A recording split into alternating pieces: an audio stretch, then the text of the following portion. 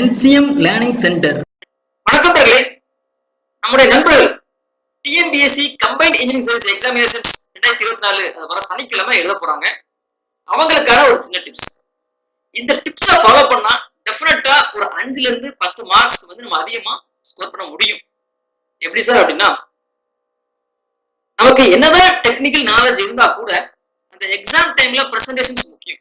அந்த presentation miss பண்ணிட்டோம் அப்படின்னா கண்டிப்பா கொஞ்சம் மார்க்கை நம்ம லாஸ் பண்ணிடுவோம். ஸோ அந்த பிரசன்டேஷன் நல்லா கொடுக்கணும் அப்படிங்கிறதுக்கான சில டிப்ஸ், ஓகேங்களா? ஸோ இந்த TNPSC combined engineering service exam எழுத போகக்கூடிய எல்லா நண்பர்களும் யாரா இருந்தாலும் இந்த வீடியோவை ஒரு 2 நிமிஷம் கேட்டுட்டு அதை புரிஞ்சுக்கிட்டு எக்ஸாம் எழுதப்போம், ஓகேங்களா? ஸோ ஃபர்ஸ்ட் என்ன அப்படின்னா, ரீகால் பண்ணணும். எப்படி ரீகால் பண்ணணும் அப்படின்னா, ஒரு 2 பேப்பர் எடுத்துக்கோங்க. அதில் படித்த எல்லா ஃபார்முலாஸ், முக்கியமான பாயிண்ட்ஸை வந்து அதை நோட் பண்ணி வச்சுக்கோங்க. வச்சுட்டீங்கன்னா எக்ஸாம் போறதுக்கு ஒரு ஹாஃப் அன் அவருக்கு முன்னாடி அந்த ஃபார்முலாஸ், இம்பார்ட்டன்ஸ் பாயிண்ட்ஸ் ரீகால் பண்ணீங்கன்னா இது வந்து எக்ஸாம்ல யூஸ்ஃபுல்லா இருக்கும். இது ஒரு பாயிண்ட். ரெண்டாவது, நமக்கு பார்ட் 2ல வந்து ஆப்டிடியூட் செக்ஷன் இருக்கு, அதை மறந்துடக்கூடாது. அதுல பாத்தீங்கன்னா 25 கொஸ்டின்ஸ் கேட்கறாங்க. ஸோ 50 மார்க்ஸ் ஈஸியான ஆப்டிடியூட் தான் இருக்கும். அந்த டாபிக்கே நம்ம பார்க்காம எக்ஸாம் போயிட்டோம் அப்படின்னா மதியம் டைம், அந்த டைம்ல நம்ம 1 ஹவர் கேப்ல நம்ம ப்ரிப்பேர் பண்ண முடியாது. இப்பவுமே அதை கொஞ்சம் பார்த்துட்டு போனீங்கன்னா நம்ம ஒரு 50 மார்க் ஈஸியாக எடுத்துடலாம். இது 2வது பாயிண்ட்ஸ். 3வது, எக்ஸாம்ல என்ன பண்ணணும் அப்படின்னா, கொஸ்டினை வந்து நல்லா கேர்ஃபுல்லா ரீட் பண்ணி தான் நம்ம ஆன்சர்ஸ் பண்ணணும். இது ஜெனரல் பாயிண்ட்ஸ் தான். அடுத்து, இந்த எக்ஸாம்ல பாத்தீங்கன்னா மொத்தம் 5 ஆப்ஷன்ஸ் இருக்கு. Option A, B, C, D ரிலவெண்டா இருக்கும். ஆப்ஷன் இ பாத்தீங்கன்னா ஆன்சர் நாட் நோன் அப்படின்னு சொல்லி இருக்கும். எல்லா கொஸ்டின்லயும் இருக்கும். இது எதுக்கு அப்படின்னா, உங்களுக்கு ஒரு கொஸ்டின்ஸ்க்கு ஆன்சர் சரியில்லை அப்படின்னா நீங்க ஆன்சர் நாட் நோன் அப்படிங்கிறத டிக் பண்ணணும் அப்படின்னு சொல்லி. அது எல்லா கொஸ்டினும் நீங்க கண்டிப்பா ஆன்சர் பண்ணணும். தெரியாத கொஸ்டினை வந்து ஆன்சர் நாட் நோன் அதை டிக் பண்ணுங்க அப்படின்னு சொல்லி அவங்க சொல்லுவாங்க. நம்மளுடைய நண்பர்கள் இந்த ஆப்ஷனை யூஸ் பண்ணவே பண்ணாது. உண்மையிலேயே உங்களுக்கு ஒரு கொஸ்டின் தெரியலா கூட இந்த ஆப்ஷனை யூஸ் பண்ணவே கூடாது, ஓகேங்களா? Option A, B, C, D இந்த 4 ஆப்ஷன்ல ஏதாவது ஒரு ஆப்ஷனை வந்து சூஸ் பண்ணணும். ஏன்னா நெகட்டிவ் மார்க் கிடையாது. அதனால வந்து நீங்க கண்டிப்பா எல்லா கொஸ்டின் அட்டன் பண்ண போறீங்க. பட் இந்த ஆப்ஷன் ஈயை சூஸ் பண்ணிடவே பண்ணிடாதீங்க, ஓகேங்களா? அடுத்து, டைம் மேனேஜ்மெண்ட் வந்து ரொம்ப ரொம்ப முக்கியம். ஏன்னா 3 மணி நேரத்துல நீங்க 200 கொஸ்டின் சால்வ் பண்ண போறீங்க. சில பேர் என்ன பண்ணுவாங்க அப்படின்னா, ஃபர்ஸ்ட் ரொம்ப ஸ்லோவா செஞ்சு சால்வ் பண்ணி ஆன்சர் பண்ணுவாங்க. கடைசி ஒரு 100 கொஸ்டின் சால்வ் பண்றதுக்கு டைமே இருக்காது. ஒரு ஹாஃப் அன் ஹவர்ல 100 கொஸ்டின்ஸ் போடுற மாதிரி இருக்கும். கடகடன்னு ஆப்ஷன் ஏ, பி, சி ஏதாவது ஒரு ஆன்சர் போட்டு வருவாங்க. உங்களுக்கு எல்லா ஸ்கோர் எடுக்க முடியாது. 2வது கேட்டகரி என்ன இருப்பாங்க அப்படின்னா, ஃபர்ஸ்ட் ரொம்ப ஸ்பீடா செஞ்சு முடிச்சுட்டு கடைசி ஒரு மணி நேரம் சும்மா இருப்பாங்க. அப்படி இருக்கு. ஸோ நம்ம என்ன பண்ணணும் அப்படின்னா, எஃபெக்டிவா டைம் அந்த 3 மணி நேரத்தை எஃபெக்டிவா யூஸ் பண்ணணும். நீங்க கண்டிப்பா வாட்ச் கொண்டு போகணும். வாட்ச் கையில போட்டுக்கணும். ஸ்மார்ட் வாட்ச் கொண்டு போயிடாதீங்க, நார்மல் வாட்ச் நீங்க கொண்டு போங்க. நீங்க ஸ்பிளிட் பண்ணுங்க. மொத்தம் 3 மணி நேரம் 200 கொஸ்டின்ஸ். 1 மணி நேரத்துக்கு ஒரு 65ல இருந்து 70 கொஸ்டினா நீங்க வந்து செஞ்சிருக்கணும், சரியா? ஸோ கரெக்டா 1 ஹவர்ல 65 கொஸ்டின்ஸ் அதை பிளான் பண்ணி நீங்க எக்ஸிக்யூட் பண்ணுங்க. அடுத்து, ஒரு பர்டிகுலர் கொஸ்டின்ஸ்க்கு நீங்க அதிகமா டைம் எடுத்துக்கணும். ஃபார் எக்ஸாம்பிள், ஒரு கொஸ்டினோட அப்ரோச் உங்களுக்கு தெரியுது, நீங்க சால்வ் பண்றீங்க, ஃபர்ஸ்ட் ஒரு டைம் சால்வ் பண்றீங்க. உங்களுடைய ஆன்சர்ஸ் பாத்தீங்கன்னா அந்த ஆப்ஷன்ல ஏ, பி, சி, டி 4லையுமே இல்ல.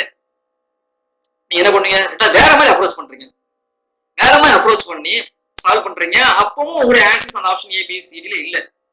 திரும்ப திரும்ப திரும்ப அப்ரோச் பண்ணி இந்த ஒரு பர்டிகுலர் கொஸ்டினை ரொம்ப டைம் எடுத்துக்கீங்க.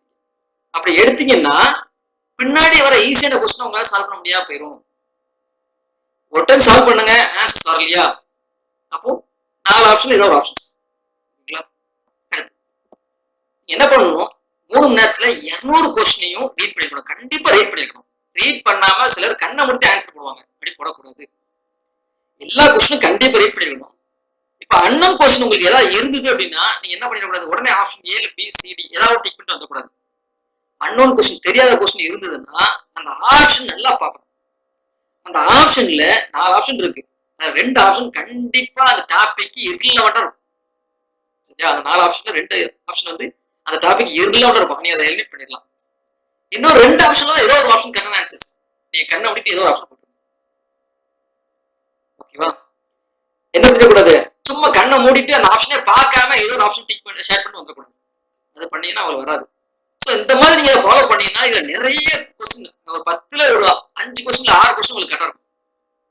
ஒரு 10 அன்னோன் கொஸ்டின் இருக்குன்னா இந்த மாதிரி நீங்க எலிமினேட் பண்ணி அந்த ஆப்ஷனை எலிமினேட் பண்ணி செஞ்சீங்கன்னா டெஃபினட்டா ஒரு 5ல இருந்து 6 மார்க் நீங்க அதை எடுத்துக்கலாம். இதை நீங்க கண்ணை மூடிட்டு போட்டீங்கன்னா 10ல 2 மார்க் வேணா கட்டணும். சரியா? சோ அதனால என்ன பண்ணுங்க, உங்களுக்கு ஒரு அன்னோன் கொஸ்டின் வந்துச்சு அப்படின்னா நீங்க அந்த ஆப்ஷனை பாருங்க. ஆப்ஷன் 2 ஆப்ஷன் கண்டிப்பா எரியாவோட இருக்கும், அதை எலிமினேட் பண்ணிருங்க. மீதி 2ல ஏதோ ஒன்று சூஸ் பண்ணுங்க. இப்ப 4 ஆப்ஷனே உங்களுக்கு புரியல, ஒரு irrelevant இருக்கிற மாதிரி உங்களுக்கு ஃபீல் இருக்கு அப்படின்னா அதுக்கப்புறம் நீங்க ஒரு ஆன்சர் போடுங்க. அடுத்து நீங்க எக்ஸாம் எழுதிட்டு இருக்கீங்க, உங்களுக்கு ஒரு கொஸ்டின்ஸ் தெரியல, அப்படி என்ன பண்ணுவீங்க? சரி எக்ஸாம் முடிச்சுட்டு கடைசியா நம்ம இதை பார்த்துக்கலாம் அப்படின்னு ஸ்கிப் பண்ணிட்டு அடுத்த கொஸ்டின் போயிட்டு பண்ணாதீங்க. அப்படி பண்ணீங்கன்னா அந்த OMR ஷீட்ல நீங்க நம்பர் தப்பா நீங்க ஷேர் பண்றதுக்கான வாய்ப்புகள் அதிகம். நீங்க ரொம்ப லாஸ் ஆயிருவீங்க. ஏன்னா ஒன்ஸ் அதில் ஷேர் பண்ணிட்டீங்க அப்படின்னா அதை மாற்ற முடியாது. ரொம்ப கேரா ஷேர் பண்ணணும். 2வது அதை முடிச்சுட்டு நம்ம பின்னாடி வர டைம்ல நமக்கு இருக்காது. அப்பப்ப அந்த கொஸ்டின் முடிச்சிருங்க.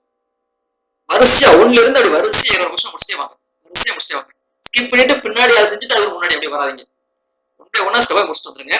தெரியாத கொஸ்டின் இருக்கா, உடனே ஆப்ஷன் பாருங்க. 4 ஆப்ஷன்ல எது irrelevant இருக்கு அதை வெயிட் பண்ணுங்க. அந்த 4மே irrelevant இருக்கா ஒரு ஆன்சர்ஸ் போட்டு அடுத்த கொஸ்டின். ஓகேவா? 3 வருஷம் எஃபெக்டிவா யூஸ் பண்ணுங்க. அடுத்து எக்ஸாம் காலுக்கு 2 மணி நேரத்துக்கு முன்னாடியே போயிருங்க. இது நார்மல் எல்லாம் சொல்லக்கூடியதுதான். ஏன்னா ஒரு பேனிக், ஒரு பதட்டம் இருக்கு. எக்ஸாம் காலுக்கு போறது பதட்டப்படாம போயிடலாம். பதட்டப்பட்டீங்க அப்படின்னா அங்க சில விஷயங்களை இழந்துருவீங்க. ஸோ அதனால பதட்டப்படாம எக்ஸாம் காலுக்கு போகணும். ஸோ 2 மணி நேரத்துக்கு முன்னாடியே போயிருங்க, அது பெஸ்ட். 2 மணி நேரத்துக்கு முன்னாடி போயிட்டு அந்த ஃபார்மாஸ்ல நீங்க எழுதி வச்சிருக்கீங்க இல்லையா, அதை வந்து எக்ஸாம் காலுக்கு வெளியே இருக்கும்போது சும்மா லைட்டா கோத்ரூ பண்ணுங்க, அந்த பாயிண்ட்ஸ் எல்லாம் கோத்ரூ பண்ணுங்க. அந்த மாதிரி செய்யுங்க.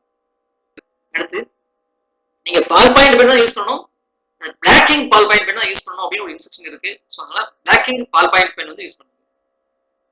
பால் பாயிண்ட் பென் வேற, இங்க் பென் வேற. இங்க் ஊத்தி எழுதுற பென் வேற, நம்ம ரீஃபில் பென் வேற. இது யூஸ் பண்ண ரீஃபில் பென் தான், பிளாக் இங்க்ல இருக்கணும். ஜெல் பென் வாங்கிட்டு போறாதீங்க. சரியா? நார்மல் பென், பிளாக் இங்க்ல இருக்கக்கூடிய பென், ரீஃபில் பென், அதை வாங்கிட்டு போங்க. கூட ஒரு 2-3 பென் வாங்கிக்கோங்க. 5 பென் இருக்கும், ஒரு 2-3 கூட எக்ஸ்ட்ரா வாங்கிக்கோங்க. ஏன்னா மழை டைம்ல அதில் இந்த ரீஃபில் இங்க் லீக் ஆகி எழுதாம போகிறதுக்கு வாய்ப்புகள் அதிகம். ஸோ அதனால கரெக்டா நீங்க என்ன பண்ணுங்க, ஒரு கூட 2-3 pen black ink ball point pen வாங்கி வச்சுட்டு போறது பெஸ்ட். அடுத்து எக்ஸாமுக்கு முதல் நாள் 7 மணி நேரம் நல்லா தூங்குங்க. நைட்டு 10 மணிக்கு தூங்கிருங்க, காலை 5 மணிக்கு. ரொம்ப ஸ்ட்ரெயின் பண்ணி அன்னைக்கு உட்காந்து அந்த ஒரு நாள் உள்ள எல்லாம் உட்காந்து படிச்சிடலாம்னு சொல்லிட்டு விடிய இருக்காது. இருந்தீங்கன்னா எக்ஸாம் எழுதும்போது தலைவலி வந்துடும். எக்ஸாம் பிரசன்டேஷன் வந்து ஒழுங்கா பண்ண முடியாது. நீங்க நிறைய மார்க் லாஸ். ஸோ அதனால வந்து அன்னைக்கு ஒரு நாள் உட்காந்துலாம் நீங்க எழுதி சாதிக்க முடியாது. அதனால என்ன பண்ணுங்க, கரெக்டா 10 மணிக்கு தூங்கிருங்க, காலை 5 மணிக்கு எதிங்க. 7 நேரம் கரெக்டான ஸ்லீப் தூக்கிட்டு எக்ஸாம் எழுத நல்ல ஃப்ரெஷ்ஷா போய் எழுதினீங்க அப்படின்னா உங்களுக்கு பிரசன்டேஷன் நீட்டா இருக்கும். எந்த கேர்லெஸ் மிஸ்டேக்குமே வராது. என்ன பண்ணலாம், நல்லா எக்ஸாம் எழுதிட்டு இந்த பாயிண்ட்ஸ்லாம் நீங்க யூஸ் பண்ணீங்கன்னா டிஃபரெண்டா என்ன பண்ணலாம் அப்படின்னா இந்த எக்ஸாமினேஷன்ஸ்ல ஒரு 5ல இருந்து 10 மார்க் வந்து நம்ம லாஸ் பண்ணாம நம்ம என்ன பண்ணலாம், கொண்டு போயிடலாம். இப்படி கொண்டு போயிட்டீங்கன்னா கடைசி ரிசல்ட் வரும்போது பாத்தீங்கன்னா அந்த 5 மார்க் தான் உங்களை வந்து ரிசல்ட்ல டாப் ரேங்க்ல கொண்டு போகும். நீங்க அந்த ரிசல்ட் டைம்ல பாருங்க, நல்லா படிச்சிருக்க பையன், நீங்க அவரேஜா படிச்சிருக்கக்கூடிய பையன் அப்படின்னு பாத்தீங்கன்னா அவரேஜா படிச்சிருக்க பையன் வந்து உங்க கூட நல்ல ரேங்க்ல இருப்பான். காரணம் என்ன அப்படின்னா இந்த பிரசன்டேஷன் அவன் நல்லா பண்ணிருப்பான், நல்லா படிச்சிருப்பான். நல்ல நாலேஜான பையன் வந்து ஒரு 5 மார்க் 6 மார்க் விட்டுருப்பான் கடைசி எக்ஸாம். காரணம் என்னன்னா பிரசன்டேஷன் வந்து அவன் சரியா பண்ணிருக்க மாட்டான், கேர்லெஸ் மிஸ்டேக் பண்ணிருப்பான், அந்த மாதிரி. ஸோ நீங்க அவரேஜான ஸ்டூடெண்டா இருந்தா கூட இந்த எக்ஸாம் டைம்ல நல்ல பிரசன்டேஷன் கொடுத்தீங்க அப்படின்னா கண்டிப்பா ஒரு நல்ல மார்க் எடுத்து ரேங்க் நல்லா வர முடியும். Exam good. Thank you. Thanks for watching. Click the subscribe button and hit the bell icon for notification. Like, comment and share.